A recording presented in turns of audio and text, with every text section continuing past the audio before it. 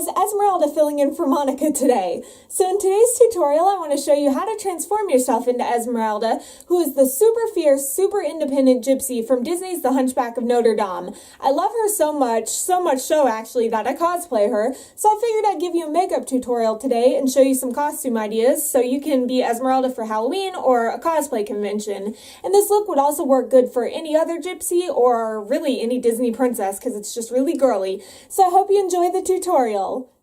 Start with a clean and moisturized face. For foundation, I mix this NYC BB cream with a bit of moisturizer to create a really creamy, light coverage, but use whatever you prefer. I dab it all over my face and blend it out, and as my mom taught me, a damp makeup sponge works great for a really natural, smooth finish, plus you can get a huge pack at the Dollar Tree.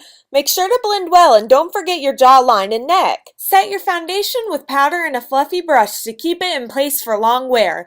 I love the matte finish that this e.l.f. powder leaves. Esmeralda has beautiful bronze skin, so I just dusted myself with bronzer with the same fluffy brush. I didn't go heavy with it because I'm so fair that too much bronzer looks fake on me, but feel free to bronze away to get that gypsy glow on. Top it all off with some pretty pink blush. No matter what products you prefer, your goal is to have natural glowing skin, and that's why I love this combination of products, plus it still lets my own skin shine through.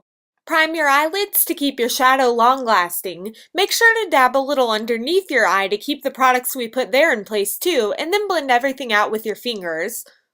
Now it's time for eyeshadow, and I love the huge variety of colors in this palette. Start by sweeping a light cream color all over the lid. This neutral shade will be perfect for blending and transitioning the other colors we'll use together.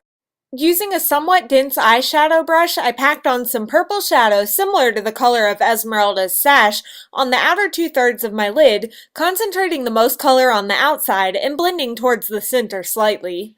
Build up the color on the outer edge by adding a little at a time. Sweep that purple on the outer 2/3 of your eye under your lower lash line too. Using a golden colored shadow, sweep it on your inner half of the eye, building up the color and blending it in with the purple as you go so that you create a beautiful gradient of colors. I used a dense angled brush to add the gold to the inner half of my lower lash line. I also used a slightly deeper shade of purple on a crease brush to deepen up the crease for more dimension. Now it's time to blend, so put a little of that original cream-colored shadow on a fluffy blending brush and then blend away so that the transition of shadows toward the eyebrow is flawless. Use the same brush to blend the gold and purple more by using back and forth motions. You can add more of the purple or gold shadow if you need to intensify the color more. To add some extra pizzazz to my eyes, I grabbed some of this super shimmery golden colored NYX loose shadow and using an angled crease brush for accuracy, I patted it on the inner third of the eyelid. Esmeralda's eyes are heavily defined with eyeliner, so using this sample of Kat Von D liquid liner, I began to draw a cat eye. Yup, I definitely accidentally transferred liner to my lid, but I'll show you how to easily fix that in a second. Take your time when doing this and start small, building up the thickness of the liner a little at a time. You want a fairly thick, cartoon-like line. I recently purchased this e.l.f. makeup remover pen and I swear it's a savior. I just used it to remove the liner on my lid, then used the cream-colored shadow to blend out that area so you couldn't even see that anything had been done to it. I used black shadow on an angled brush to line my lower lash line because pencil liner always seems to smear on me, and this provided a nice smoky effect, especially with the purple and gold shadows sitting just underneath it. Now for the most terrifying looking device in beauty, grab that eyelash curler and curl your lashes. You can apply falsies at this time if you'd like, but I'll be sticking to this sample of Benefit mascara, which I love, that I got with a coupon from Ulta recently.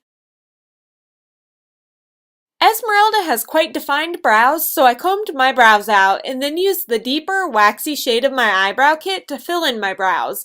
Then I set the product with the included powder, which is coming off a little lighter on camera than it actually is.